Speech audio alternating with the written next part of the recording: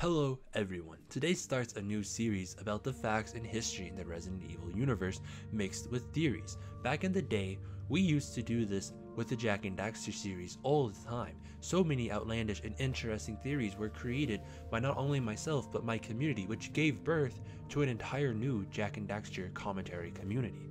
So with that being said, I figured let's try it all over again with Resident Evil. We don't have to talk about news all the time. We don't have to be factual all the time. Sometimes, like this one, it is fun to just kick back, look at the facts, and create some cool fan theories. We're beginning with one of the lesser known facts and fan theories with my own twist, and that is that Leon Kennedy is actually capable of becoming a tyrant. So you without a doubt know who Mr. X and Nemesis is if you managed to suffer through the Raccoon City outbreak. You know there were prototypes of them as well. The Tyrant virus is different from the zombie virus, and this can be traced back to Resident Evil 5, more specifically the African tribe, who for thousands of years consumed the plant named Stairway of the Sun. And the history goes that within the tribe, men would consume the plant and most would die.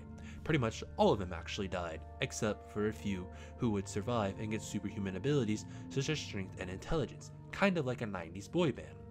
But because of these, Umbrella was able to extract some and began the Mansion Project, which the government funded officially to be a cure for Ebola. But what was actually happening was bioweapon development, and although that's a lesson for another day, it is still worth mentioning that this is where Mr. X and Nemesis began. Nemesis was a T-103 model Tyrant, which is the same as Mr. X, that was infected with a parasite that takes control of the victim and forms its own brain and more. What is unique about this, and how it relates to Leon, is that the virus and the Tyrant are all only able to take seed in roughly 1 out of every 100 million people, which is why I brought up the African tribe and its history. And as you know, Leon Kennedy had the Las Plagas parasite injected into him in Resident Evil 4, which makes him a prime candidate for becoming a Tyrant, because under any other circumstances, according to the canon, if you aren't one of the lucky ones, then you die within minutes. Or you become like the villagers, not to be confused with the G virus, of course, which is something entirely different. Las Plaga has traces of the progenitor, which was used to create Nemesis, and the parasite in Nemesis was found in Europe, and never in the canon really expanded upon, so it's not out of the question that Nemesis was infected with Las Plaga, especially since they made their way into Africa for Ouroboros and more. So when you combine that and add with what we know, and now you infect Leon, and he doesn't turn into any of the other creatures and is able to fight it off, and with it being from the past and all, it is not out of question to come to the conclusion that Leon could in theory be one of the lucky ones that could carry the Tyrant virus and even become Nemesis if all the circumstances was put together and he was in fact infected. And it progressed far enough, at least since we've not seen it happen before, we wouldn't know, but it's not out of the question to come to that conclusion.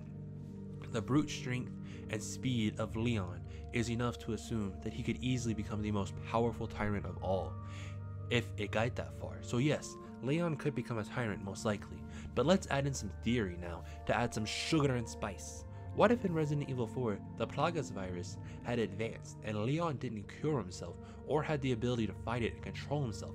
And now let's jump to Umbrella again.